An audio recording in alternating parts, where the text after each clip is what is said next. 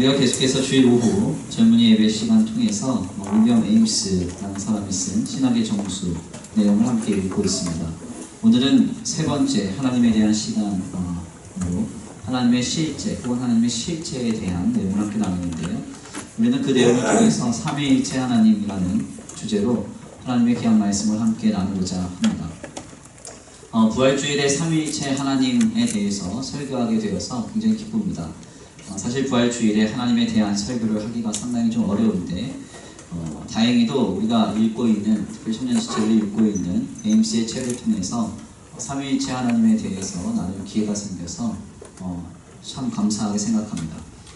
사실 신앙생활을 하면서 늘 성도가 궁금한 점이 한 가지 있다면 하나님이 누구신가 하는 것에 대한 의문입니다.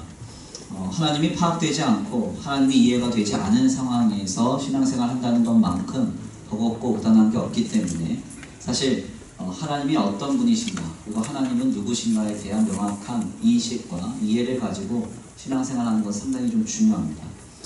사실 하나님은 이해가 되지 않는 신비이시기 때문에 실상 우리는 늘상 하나님의 일부분만을 경험하고 그 일부분을 보고 하나님을 표현할 수밖에 없습니다. 마치 우리의 눈을 가리고 거대한 코끼리를 이제 만져보는 거죠. 그래서 어떤 이는 튼튼한 다리를 만지면서 하나님을 이렇게 굳건하신 분이야 이렇게 이야기를 하고, 어떤 이는 이제 코끼리의 꼬리를 잡으면서 하나님을 이렇게 날렵하신 분이야 이렇게 얘기를 한다든지, 어떤 이는 또 귀를 만져보고 코를 만져보고 하면서 자기가 경험한 일부분을 안에 가지고 하나님을 표현하곤 합니다.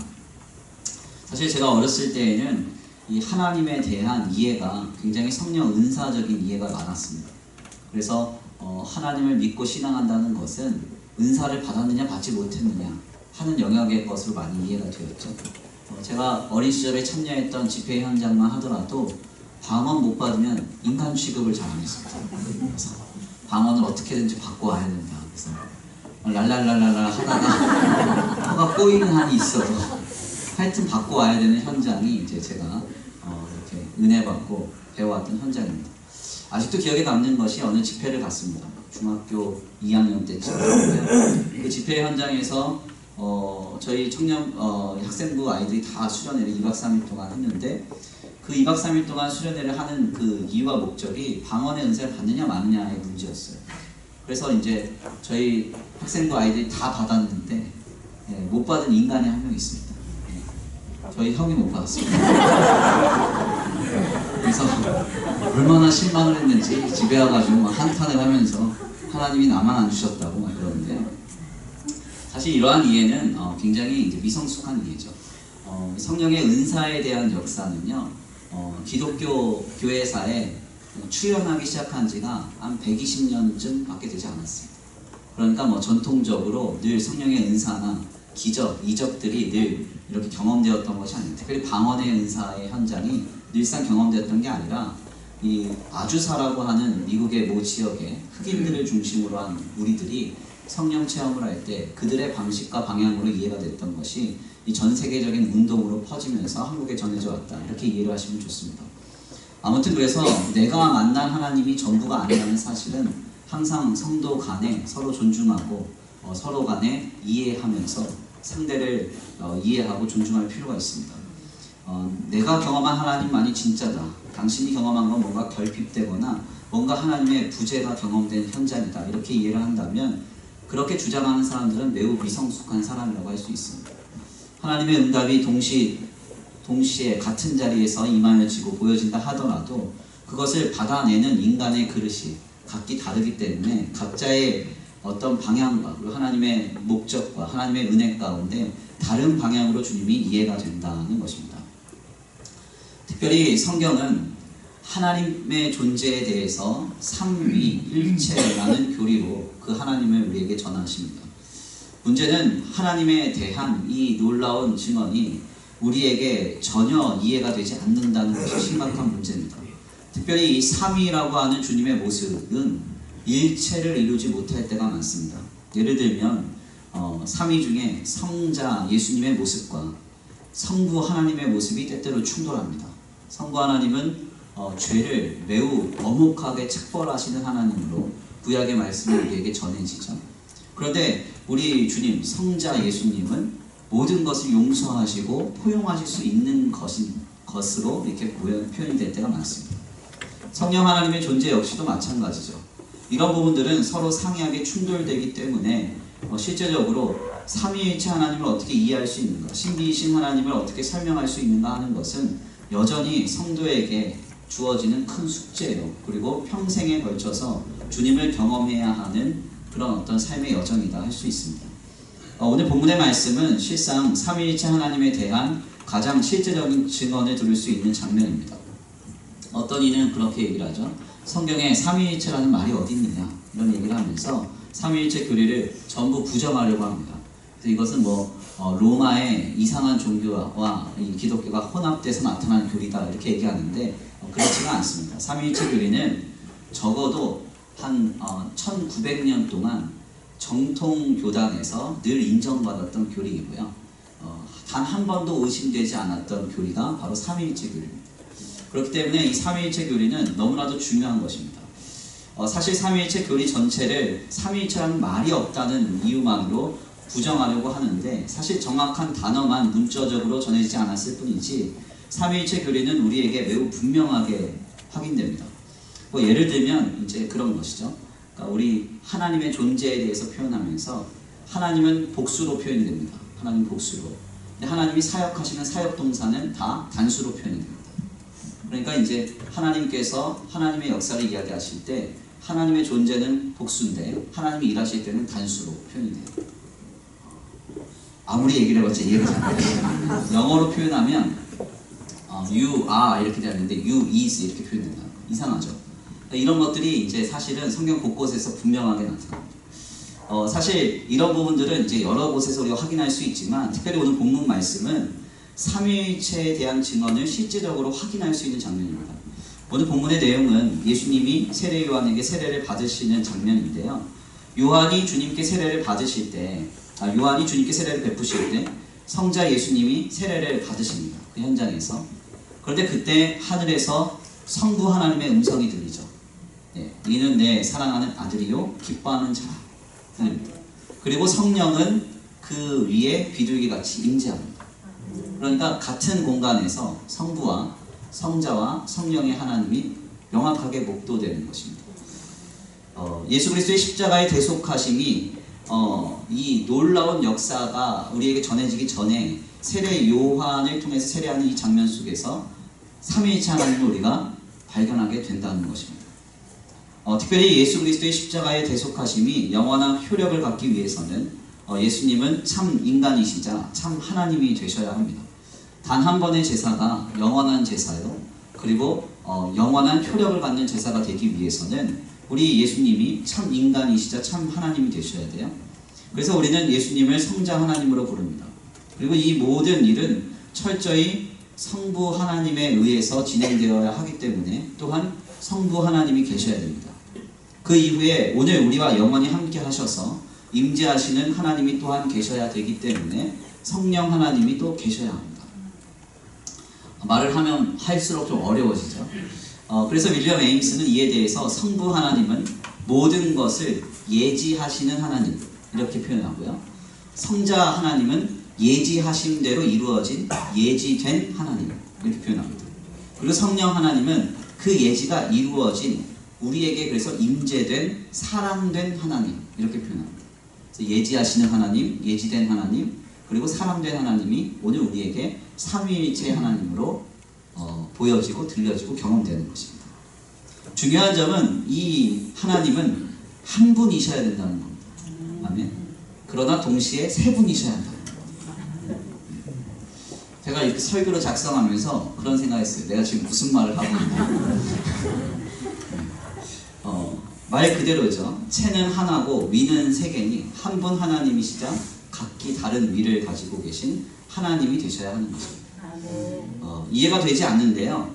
이것은 그냥 믿어야 되는 것입니다. 어거스틴의 말이 중요하죠. 어거스틴이 고백노력에서 이런 말을 합니다. 네가 하나님을 이해하지 못한다는 것이 뭐가 그리 큰 일이냐. 내가 하나님을 이해한다면 그는 더 이상 하나님이 아니다. 아주 중요한 지적입니다. 인간이 만든 종교라면 인간의 지식과 이성으로 충분히 이해가 돼야 됩니다. 하나님이 누구신지 설명할 필요가 있죠. 다 설명되고 다 이해가 돼야 됩니다. 사실 불교 서적을 좀 보면요, 상당히 이해가 많이 되는 내용이 많습니다. 보란 말씀은 아닙니다. 저만 보면 됐어요. 네, 제가 이제 군종병 시절에 저희 군목사님이 불교 서적을 꽤 많이 읽혔는데 알아야 비판한다고 그래서 이제 막 읽히셨는데, 읽어보면 상당히 좋은 말 많습니다. 그리고 이해도 잘 되고, 그리고 어떤 논리가 좀 명확합니다. 논리 체계가.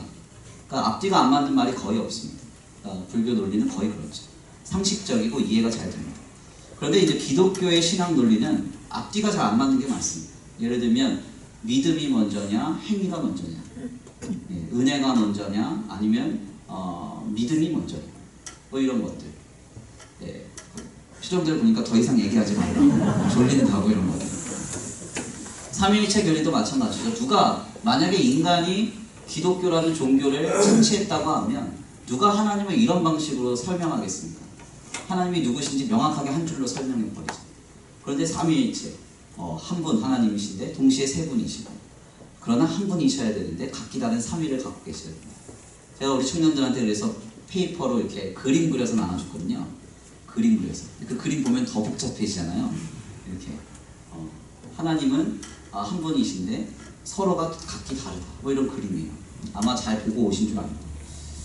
여기서 이제 우리가 여기까지 말씀을 나누면서 굉장히 중요한 한 가지는요, 왜 주님이 이렇게도 이해되지 않는 모습으로 우리에게 찾아오셨는가 하는 거예요. 주님이 삼위일체 신비로 우리에게 오실 때 인간이 하나님을 이해하지 못할 줄 아셨을 것입니다. 그렇죠? 인간은 하나님을 담을 수가 없습니다. 그러니까 하나님을 발견했을 때 그분이 누구신지도 모르고 이해도 못할 것입니다. 그런데 하나님은 다 이걸 아시면서도 우리에게 삼위일체라는 모습으로 찾아오셨어요. 왜 찾아오셨을까요? 하나님이 우리를 사랑하셨기 때문입니다. 아멘입니까? 이것은 사실 하나님의 모험입니다. 인간에게 오해를 당하고 인간으로부터 왜곡될 줄 아시면서도 주님이 우리에게 삼위일체의 신비로 오셔서 우리에게 구원을 베푸시는 것입니다. 왜 이렇게 모험하시는가? 왜 이렇게 주님은 위험을 자처하시는가? 간단합니다. 사랑하시기 때문에 그렇습니다. 사랑하게 되면 모든 위험을 무릅쓰고 모험합니다. 사랑하면 어떤 어려움도 자처합니다. 자녀를 사랑하는 부모는요, 못할 것이 없습니다. 맞나요? 네, 맞죠? 아멘이 안 나오는 거 보니까 요즘 부모 같지 않은 부모가 많은가 보네요. 네 인생 네가 알아서 살아보래. 네. 참부모가 아니죠. 참부모는 자녀를 사랑하는 마음에 모든 위험을 자처합니다. 모험도 자처하죠. 왜냐하면 사랑하기 때문에 그렇습니다. 실상 주님의 모습은 처음부터 우리를 향한 모험으로부터 시작되었습니다. 예수님의 공생애를 처음부터 잘 들여다보세요. 주님은 말구유에서 태어나셨습니다. 갓 태어난 아기를 말구유에 놓는다는 것만큼 위험천만한 일이 어디 있습니까? 그죠? 저는 저희 이제 첫 아이를, 둘째 아이도 마찬가지인데, 요즘에 르바이의 분만이라고 해서 신랑과 신부가, 신랑과 신부 이상하네요. 아내와 남편이 분만실에 함께 들어가요. 그래서 천으로 다 가리고 아기 날 때까지 옆에서 이렇게 막 응원해주고 막 도와주고 하거든요. 제가 그때 농담했다가 아직도 아주 책망을 받잖아요. 저희 아내가 너무 아프다고 양손을 두 손 높이 들길래 제가 대한독립 만세! 그거 가지고 아직도 이 인간이 뭐 철이 안 들었다는, 이렇게 생각이 없다는 얘기 아직도 그러네요. 그리고 또 이제 조금 아픈데 이제 조금 있다가는 이제 한 손을 이렇게 들이더라고요. 그래서 제가 그랬죠. 어디 전쟁 나가? 장가갈까요? 그랬다가 이제 막 또 그 얘기가 딱 두 번 농담했는데 12시간 진통했거든요. 아내가 12시간 진통했는데 딱 두 번 농담했는데 아직도 그것 때문에 제가 아주 수치와 비참하게 당하고 있습니다. 중요한 점은 그 아이가 이제 딱 태어나면 이 뜨거운 물에 안고 이제 그 아빠가 안게요. 그러면요, 처음 안을 때는 손이 막 떨립니다. 이걸 어떻게 안나? 너무 위험천만하니까. 근데 이 성경을 보니까요, 우리 예수님이 처음 태어나셨는데 묵을 곳이 없어서 여기저기 돌아다니시다가 결국 마구간에 들어가시고 말의 먹이통에 이 처음 낳은 아이를 누이셨다, 이렇게 되어 있습니다. 오늘에야 말이라는 짐승이요 상당히 값비싼 고급 짐승이라서 사실은 이렇게 말 구유가 상당히 정돈이 잘 되어 있죠. 옛날은 이게 이제 사실 농사일을 하거나 먼 타지를 갈 때 사용하는 이동수단이에요. 그래서 그냥 헛간에 놓는 거죠. 그러니까 이 말이 있는 공간은요 위험하고 정돈되지 않은 공간입니다. 뭐 질병의 위험, 사고의 위험, 아이가 너무 크게 울어서 말이 갑자기 깜짝 놀라서 그 뒤꿈치로 뭘 차기라도 했으면 어쩔 뻔했어요. 주님이 이런 위험을 무릅쓰고 말 구유에서 태어나셨다. 주님이 왜 이렇게 모험하셨을까요? 왜 주님이 이렇게 결단하셨을까요? 성경은 분명하죠. 우리를 구원하시기 위해서 이 땅에 그 모습으로 오셨다고 말씀하시죠. 가장 낮고 천한 모습으로 공생애의 삶을 시작하셨다. 성경에서 그렇게 말합니다. 왜요? 우리를 사랑하셨기 때문에. 아멘입니까? 그리고 예수님의 인생은요 무려 30년을 목수의 아들로 사십니다. 당시의 사회 계층에서 하위층이었습니다. 목수라는 것은 왜 하위층이었냐 하냐면 유대 종교 지도자들의 그 소셜 포지션은 명확해요. 그래서 이제 그 상류층의 유대 종교 지도자들과 귀족들, 왕족들이 차지를 하고요. 이 중간에는 이제 중산층이라고 해서 상인 계층들이 차지를 합니다. 그 다음에 조금 집에 그래도 뭐 재산이 있고 뭐가 있고 하면 농사를 짓거나 아니면 나가서 배를 타고 나가서 그물 던져서 물고기를 잡아요. 그런데 아무것도 없고 그냥 손재주 하나만 있으면 그걸로 그냥 먹고 사는 게 목수라는 직업입니다. 그러니까 결국에는 이 사회적 소셜 포지션에서 가장 낮은 하위층 직업이기도 해요. 뭐 오늘날하고는 전혀 관계가 없는데요. 중요한 점은 사람들이 이러한 삶을 살아낼 때에 이 당시 사회계층에서 하위층이었던 사람들이 성인이 되기까지 건강히 성장하는 비율은 30%가 채 되지 않았습니다. 더군다나 예수님 당시에는 사회적으로 부당한 일이 너무나도 많았기 때문에 목수의 아들로서 살아가는 30년의 삶은요 평탄하지 않았을 가능성이 높아요. 그런데 그럼에도 불구하고 우리 주님은 무려 30년을 목수의 아들로 사셨죠. 그것도 갈릴리라는 촌동네에서, 나사렛이라는 촌동네에서 주님이 그렇게 사셨습니다. 왜 그렇게 하셨을까요? 이왕 오실 거면 이사야처럼 왕족 출신으로 오시거나, 그죠? 아니면은 뭐 왕으로 오시거나, 다윗이나 아니면 솔로몬처럼 아주 뭐 장대한 군사의 모습으로 오시거나 하면 얼마나 좋겠습니까? 주님은 근데 그렇게 오시지 않았고 그렇게 사시지 않았습니다. 30년을 무려 그렇게 목수의 아들로 견디고 사셨던 이유는 우리의 삶을 바르게 이해하고 약한 자를 섬기며, 아멘입니까? 그리고 죄인을 새롭게 하시는 하나님의 놀라운 역사를 이루시기 위함이었습니다. 주님의 모험이셨고 주님의 결단이었죠. 이 모든 것은 사랑 때문이었습니다. 우리를 향한 사랑. 그 사랑이 주님으로 하여금 이러한 삶을 묵묵히 감내하시게 한 것입니다. 바로 이렇게 삼위일체의 교리를 이해하는 첫 단추, 하나님의 실체에 대한 이해를 하는 첫 단추는 바로 사랑입니다. 사랑이라는 안경을 통과하지 않고 하나님을 보면 모든 게 다 왜곡됩니다. 사랑 없이는 하나님을 바르게 이해할 수 없습니다. 주님의 사랑을 토대로 우리가 모든 것을 바라볼 때 왜 주님이 신비로 우리에게 오셔서 역사하시고 신비의 모습으로 우리를 구속하시는지를 깨닫게 됩니다. 삼위일체라는 도대체 이해할 수 없는 놀라운 신비로 왜 오늘 우리와 함께 하시는지, 사랑이라는 확실한 키워드가 있으면 모든 것을 이해할 수 있다는 것입니다. 제가 오늘 새벽 기도회 시간에도 잠깐 나눴고요. 지난 한 주간 고난주간 특별 새벽 기도회를 통해서 많은 부분 저희가 상고를 했지만요. 종료주일 이후에 주님의 삶을 하루하루 좀 상고를 해보면 정말 너무나도 큰 은혜를 받습니다. 그리고 주님의 부활의 현장을 조금 더 깊이 상고를 해보면요. 너무나 큰 은혜를 많이 깨닫게 됩니다. 놀랍게도 우리 예수님의 삶을 잘 들여다보면 주님은 늘 위험을 자처하시거든요. 그 위험이 앞에 있습니다. 그럼 그걸 피해 가셔도 되잖아요. 그쵸? 고단한 삶의 여정이 예정된다고 하면 그냥 피해 가도 되고 돌아가도 되잖아요. 근데 주님은 그렇지 않아요. 항상 정면 승부, 직진으로만 가세요. 네, 이런 사람을 보고 소위 요즘에는 그렇게 얘기를 하죠. 네, 융통성이 없다. 네, 멘트가 유머가 되게 안 되는. 주님은 그냥 무조건 어떤 삶의 고단한 현장 이런 거 피하지 않고 위험을 늘 자처하십니다. 예를 들면은 주님이 예루살렘 성에 입성하실 때 그 당시의 배경에 대해서 요한복음은 이렇게 말하죠. 유대 종교 지도자들이 나사로를 살린 일로 인해서 주님을 죽이려고 했다. 이렇게 얘기합니다. 그러니까 주님이 가장 위협받던 상황이 바로 예루살렘 성을 입성해야 되는 그 시점이었다는 거죠. 그런데 주님은 그때 그 모든 위협을 알고 계셨음에도 불구하고 스가랴서 7장의 말씀을 이루시기 위해서 어린 나귀를 타고 예루살렘 성을 입성하시면서 수많은 군중들에게 환호를 받으십니다. 주님이 원해서 그런 게 아니라 스가랴서 7장 7절의 말씀을 이루시기 위해서 말씀을 이루시려고 그렇게 하신 것입니다. 우리가 금요기도의 시간을 통해서 나눈 바와 같이 십자가에서 숨이 문턱까지 차올라서 고통이 극에 달한 상황 속에서도 주님은 시편 69편의 말씀을 이루시기 위해서 신포도주를 마십니다. 그리고 부활을 하셔서도 주님은 자신의 부활을 명확하게 제자들을 통해서 경험시켜 주기 위해서 후대에 자신의 부활을 명확하게 증거하게 하시기 위해서 무덤가에 닫힌 돌을 옮겨 놓으십니다. 사실 주님이 부활하신 뒤에는요, 시간과 공간의 제약을 받지 않으셨기 때문에 무덤가에 있는 돌을 굳이 옮기실 필요가 없었습니다.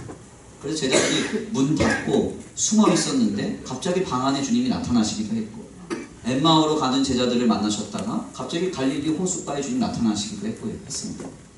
제가 이제 오늘 새벽에도 잠깐 말씀드렸고, 저희 이제 성경 공부 때는 제가 늘 말씀드리지만, 주님이 부활하셨다는 것은 우리가 앞으로 경험할 결국을 얘기하는 것입니다.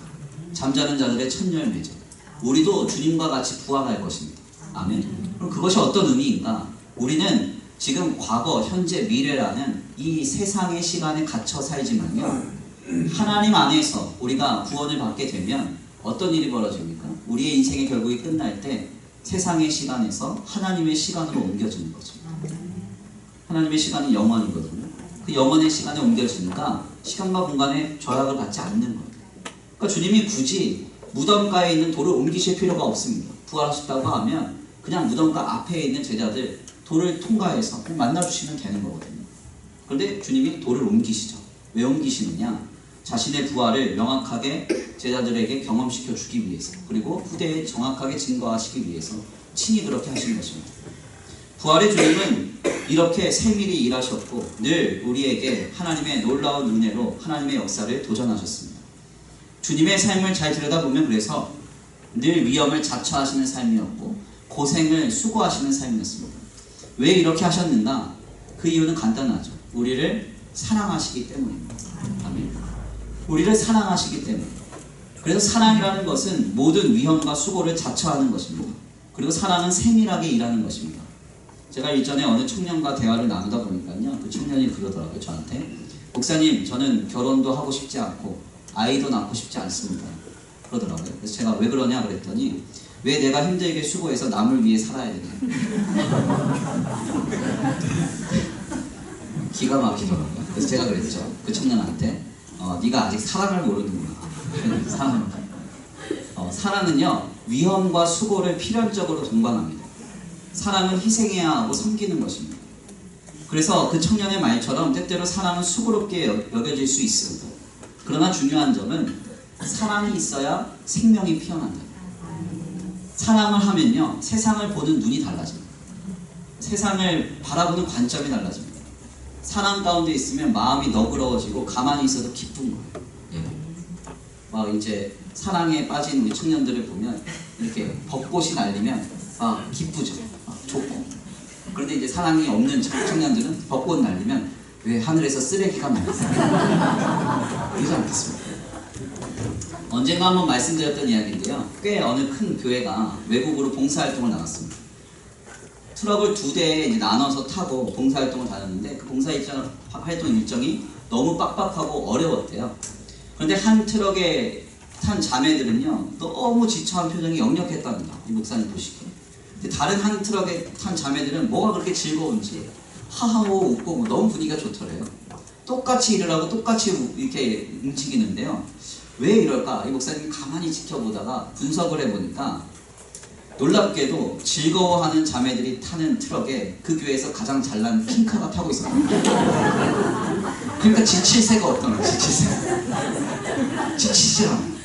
그러면서 그 목사님이 그 설교를 하면서 그러더라고요. 이렇게 사랑은 위대하다. 저희도 8월 달에 이제 양곤을 가는데 제가 보려고 이렇게 어디가 지치고 어디가 안 지치고 한 15명 가는데 2대로 나눠갈 것 같아요. 사실 사랑이라는 것은 우리의 삶을 운영하고 작동하는 주님의 섭리고 이 세상의 원리입니다. 제가 많이 말씀을 드리잖아요. 세상은 잘 사는 사람도 있고요, 못 사는 사람이 있습니다. 이거 인정하지 않으면 안 됩니다. 어떤 이들은 그냥 똑같이 잘 살아야지 이렇게 얘기하는데 그런 나라 없습니다. 토마스 모어의 유토피아 이런 책에서나 가능한 거죠. 잘 사는 사람이 있습니다. 못 사는 사람이 있어요. 그냥 인정해야 돼요. 배운 사람이 있고요, 못 배운 사람이 있습니다. 지혜로운 사람이 있고요, 무지한 사람이 있습니다. 왜 이렇게 편차가 있느냐? 하나님 왜 이거 그냥 내버려 두시느냐? 간단합니다. 주님이 이러한 세상을 가만히 두시는 이유는요, 주님 그 자체이신 사랑으로 이 세상을 이뤄가라고 주님이 내버려 두시는 거예요. 아멘입니까? 우리는 그래서 불평하거나 탓하면 안 됩니다. 저 사람은 왜 이렇게 잘 살아? 저 사람은 왜 이렇게 못 살아? 얘는 왜 이렇게 못 배웠어? 얘는 왜 이렇게 교양이 없어? 이러면서 승질을 내거나 낙심할 필요가 없어요. 사랑하면 되는 거예요. 사랑하면. 아멘입니까? 가진 사람은 가진 사람의 모습대로, 배운 사람은 배운 사람의 모습대로, 못 배웠으면 못 배운 사람 모습대로, 그리고 못 가졌으면 못 가진 사람 모습대로 사랑하면 됩니다.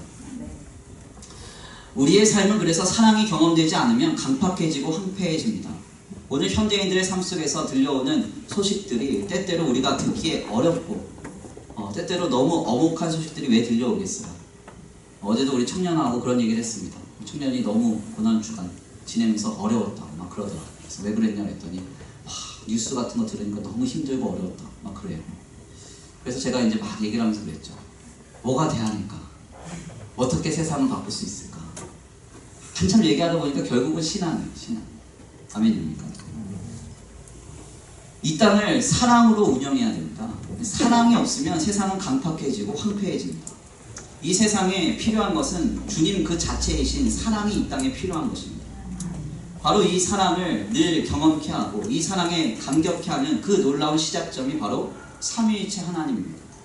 왜 주님은 성부, 성자, 성령 도대체 이해가 되지 않는 신비로 우리에게 오셔서 우리를 구속하시고 우리와 지금 함께 하시며 우리에게 역사하신 이유, 주님이 사랑하셔서 이해할 수 없는 주님의 모습 그대로 우리에게 찾아오신 것입니다. 우리 인간들이 오해할 줄 알면서도, 그리고 이해 못할 줄 아시면서도 우리를 사랑하셔서 도저히 그분의 놀라운 모습 그 자체로 우리를 찾아오신 것입니다. 우리의 이성과 지성으로 파악할 수 없는 신비 그 자체이신 삼위일체로 오신 하나님을 생각할 때 우리는 우리의 마음이 뜨거워져 사랑하지 않을 수 없습니다. 실상 이러한 삼위일체의 현장인 오늘 본문의 말씀은 그 사랑을 더욱 확증합니다. 오늘 주님의 모습을 보세요. 말씀을 통해서 주님은 오늘 세례 요한에게 세례를 받고 계십니다. 창조주가 피조물에게 머리를 숙이고 세례를 받으시는 것입니다. 피조물은요, 아무리 성결케 하여도 피조물일 뿐입니다. 세례라는 게 뭡니까? 성결케 하는 의식이잖아요. 그런데 피조물이 창조주를 성결케 하고 있는 것입니다. 창조주이신 성자 하나님은 죄와 아무런 상관이 없으신 분입니다. 그런데 주님은 이제 허락하라 하시면서 머리를 숙이십니다. 우리에게 자신의 사랑을 보이시고 있는 것입니다. 우리는 이 본문을 통해서 우리를 향하여 주님 말씀하심을 들어야 합니다. 내가 너희를 위하여, 내가 나를 위하여, 주님이 나를 위하여 무엇까지 할 수 있는지 보라. 주님이 그렇게 말씀하고 계시는 것입니다. 저는 오늘 귀한 설교를 정리하면서 우리 청년들에게 삼위일체로 오신 우리 주님의 사랑의 모습을 도전합니다. 우리 주님은 이토록 우리를 사랑하십니다. 아멘입니다. 지금도 우리를 사랑하셔서 삼위일체의 모습으로 우리에게 그 사랑을 전해주고 계십니다. 지금 그 역사를 경험하고 그 사랑 안에서 살아갈 수 있는 저와 우리 성도들 모두가 되시기를 간절히 축원합니다. 우리 이 시간 다 같이 귀한 말씀 붙들고 함께 기도 올려드리겠습니다. 오늘 찬양으로 결단하겠는데요.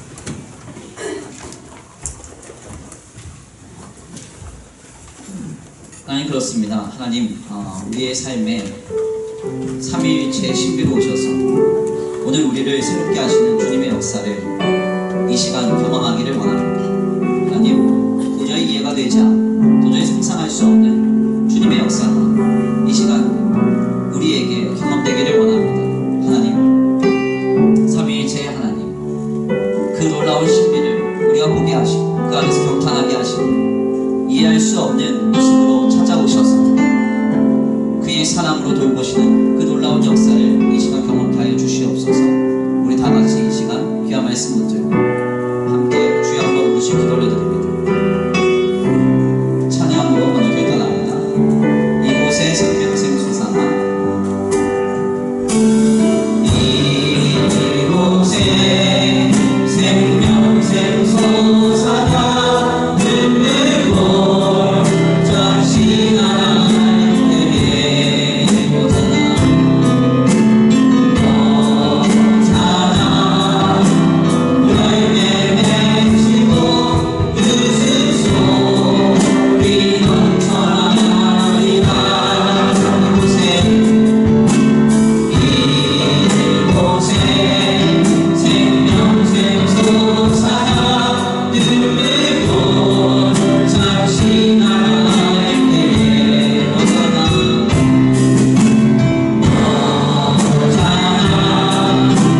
열매 맺히고 웃음소리 넘쳐나리라. 들고 바람도 내면 바다도 찬양하라 찬양하라 예수를 하늘을 울리며 노래해가 이러구나. 은혜주 은혜주 은혜주 그날에 하늘이 열리고 모든 이 다 보게 되리라. 마침내 꽃들이 피고 영광의 주가 오시리라. 꽃들도 늙고 바람도 내면 바다도 찬양하라 찬양하라 예수를 하늘을 울리며 노래해가 이러구나. 은혜주 은혜주 은혜주 꽃들도 늙고 바람도 내면 바다도 찬양하라 찬양하라 예수를 하늘을 울리며 노래해가 이러구나. 은혜주 은혜주 은혜주 꽃들도 늙고 바람도 내면 바다도 찬양하라 찬양하라 예수를 하늘을 울리며 노래해가 이러구나. 은혜주 은혜주 은혜주 삼위일체의 모습으로 우리에게 오셔서 오늘 우리를 사랑하시는 주님을 이 시간 발견케 하시니 감사합니다. 주님은 창조주가 피조물에게 머리를 숙이시면서까지 자기의 것 다 내어주시면서까지 우리를 사랑하셨습니다. 이 놀라운 사랑이 우리에게 경험되고 또한 우리도 주님의 모습을 닮아 사랑하며 살아가기를 원합니다. 모든 이 놀라운 신앙의 능력이 삼위일체 하나님을 묵도함에서부터 아버지 시작되게 하여 주시옵소서. 우리 이 시간 다같이 주여 한번 부르시고 말씀 붙들고 기도 올려드립니다. 주여 한번 부르시고 기도합니다. 주여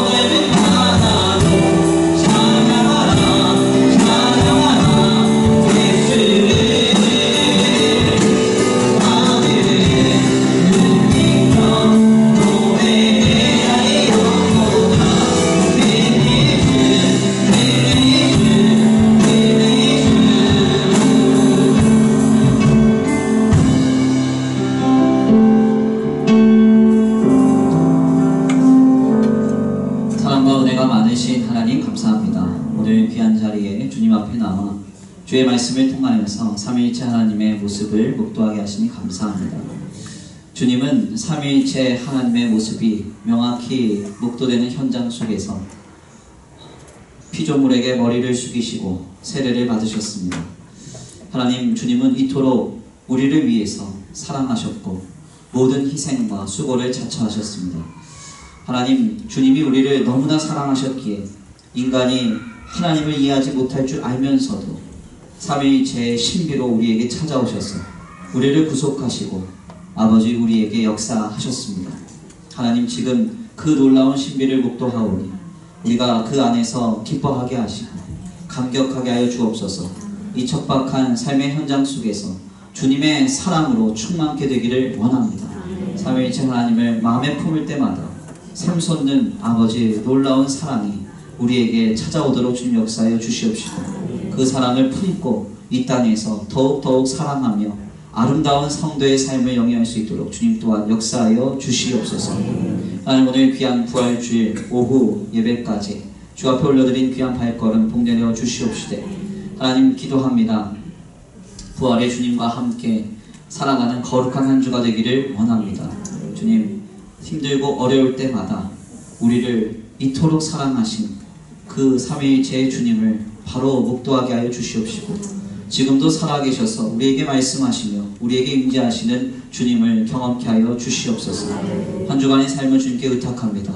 하나님, 오늘 귀한 예물 주님 앞에 올려드리오니 이 예물 쓰여지는 곳곳마다 영원히 살아나게 하시고 생명 살아나게 하여 주시옵시되 주의 복음과 주님의 나라를 위해서 가장 먼저 쓰임받는 복된 예물 되게 하여 주시옵소서. 하나님, 이 예물 드려지는 손길 위에 복의 복을 더하시고 하늘의 신령한 복과 땅의 기름진 복으로 덧입혀 주셔서 세상과 사람에게 응받지 아니하고 오직 하나님께로만 공급받는 거룩하고 복된 귀한 가정과 생업이 되게 하여 주시옵소서. 도우실 줄 믿고 감사함을 올려드리오며 사랑과 은혜가 많으신 우리 주 예수 그리스도의 이름으로 감사하며 기도 올려드립니다. 아멘.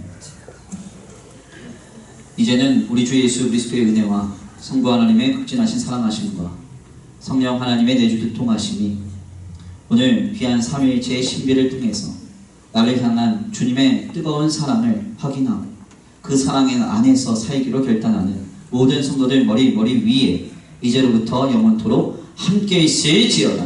아멘.